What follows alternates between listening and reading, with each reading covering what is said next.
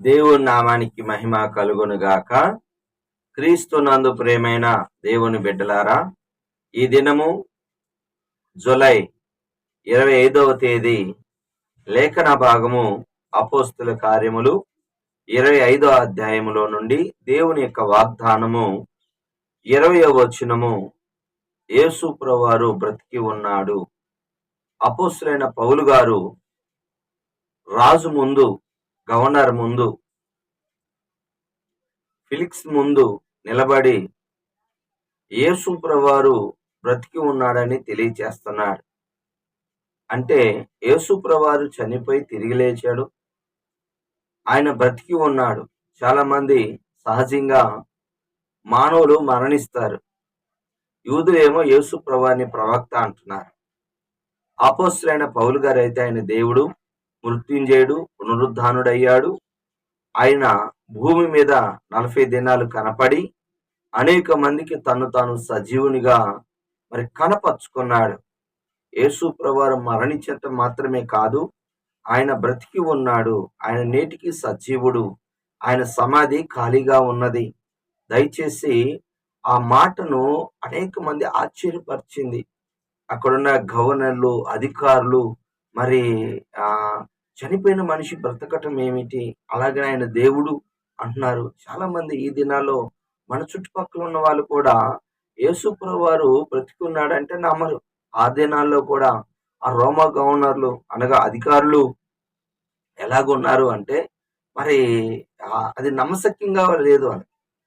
కానీ యేసు ప్రభునందు విశ్వాసం ఉంచిన వారికి మరి యోహాను సువార్త 11వ అధ్యాయం 25వ వచనంలో స్పష్టంగా రాయబడింది, నా యందు విశ్వాసం ఉంచిన వాడు చనిపోయినను తిరిగి లేస్తాడు. నేనే పునరుద్ధానమును, జీవమును. చనిపోయి 4 దినాలైన లాజర్ని బ్రతికించిన దేవుడు. కనుక పునరుద్ధానం ఉంది.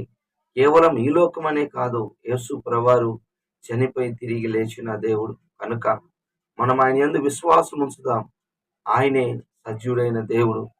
మరి లూకా సువార్త 24వ అధ్యాయములో 5వ వచనంలో ఆయన మేము చూసి ఉన్నామని స్త్రీలు చెప్తే మొదటిగా నమ్మలేదు, ఆ తర్వాత నమ్మారండి.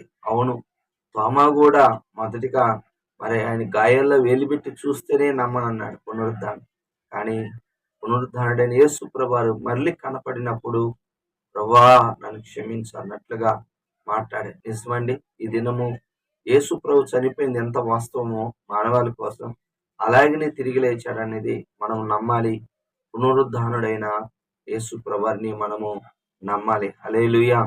ఒప్పుకోవలసిన పాపాన్ని మనం చూసినట్లయితే 7వ వచనము, ఆయన మీద, అపోస్తులైన పౌలు మీద అనేకమైన నేరాలు మోపుతున్నారు, కానీ ఒక్కదాన్ని కూడా రుజువుపరచలేకపోతున్నారు. అవును, మార్కు సువార్త 16వ అధ్యాయంలో కూడా యేసు ప్రభువారి మీద 15వ అధ్యాయం 4వ వచనంలో యేసు ప్రభు మీద కూడా అనేక నేరములు, కానీ ఒక్కదాన్ని కూడా రుజువుపరచలేకపోయారు. అపోస్తులైన పౌలు గారికి కూడా నేరములు అనేక మోపారు, కానీ ఒక్కటి కూడా రుజువు చేయలేకపోతున్నారు. చెప్తారు కానీ రుజువు పరచలేరు. బాగా గమనించండి. కానీ మన దేవుడు నేరములు క్షమించేవాడు. నేరస్తుల్లో ఉన్న ఆ ఇరువుల్లో ఒక నేరస్తుడు యేసు ప్రభువారిని ఒప్పుకున్నప్పుడు మరి ప్రభు క్షమించాడు. నేరస్తులకు కూడా క్షమాపణ ఇచ్చే దేవుడు మన దేవుడు. నేరము మనం ఇతరుల మీద వేయకుండా, కానీ ఒక ఎడం చేతి పక్క దొంగ యేసు ప్రభువారిని దూషించాడు, కానీ కుడి చేతి పక్క దొంగ మారి మనకైతే ఇది మరి న్యాయమే. ఆయన ఏ నేరమును చేయలేదు. అవునండి, ఈ దినాలలో దురాలోచన వాళ్ళ గారు కూడా నేరస్తులని వాక్యం సెలవిస్తుంది. నేరము చేయకూడదు, నేరస్తులుగా ఉండకూడదు. ఇతరుల మీద మనము నేరాలు మోపకుండా ఉండాలి. మన విరోధైన అపవాది మన మీద ఎల్లప్పుడూ నేరాలు మోపుతూ ఉంటాడు, కానీ మన ప్రభువు క్షమించి మనల్ని తిరిగి నీతిమంతులుగా చేస్తాడు. గుర్తుపెట్టుకొని, నేరస్తులను నీతిమంతులుగా చేసే దేవుడు మన దేవుడు. చివరిగా 25వ వచనం, మరి అపోస్తులైన పౌలు గారి దగ్గర మరణమునకు తగినది ఏమీ చేయలేదని గ్రహించి, అపోస్తులైన పౌలు గారు మరణానికి తగ్గది ఏది చేయలేదండి, ఏది చేయలేదు. గుర్తుపెట్టుకోండి, మొదటి యోహాను రాసిన పత్రిక 5వ అధ్యాయం 16లో మరి మరణకరమైన పాపం ఉంది, మరణకరణం కాని పాపం ఉన్నది. గుర్తుపెట్టుకోండి, అంటే మనము చేసిన దాన్ని ఒప్పుకుంటే, ఇప్పుడు పేతురు గారు ఒప్పుకొని పశ్చాత్తాపడ్డాడు. అబద్ధములాడి. కానీ ఆహ్, ఇస్కరియోతు యూదా పశ్చాత్తాపడలేదు. యేసుప్రభువుని అప్పజెప్పాడు. ఆ యొక్క పాప ఫలితమే ఆయన ఉరి పోసుకొని ప్రాణాన్ని విడిచాడు. గుర్తుపెట్టుకోండి, ప్రార్థన విషయాల్లో అజాగ్రత్తగా ఉంటే చచ్చిపోతాం. మన పాపమును మనం ఒప్పుకొని మరణం తగినది అంటే రెండో మరణానికి గుర్తుపెట్టుకోండి. లూకాసువార్త 16 అధ్యాయములో మరి ధనవంతుడు ఆరని అగ్నిగుండం అనగా రెండో మరణానికి వెళ్ళిపోయాడు.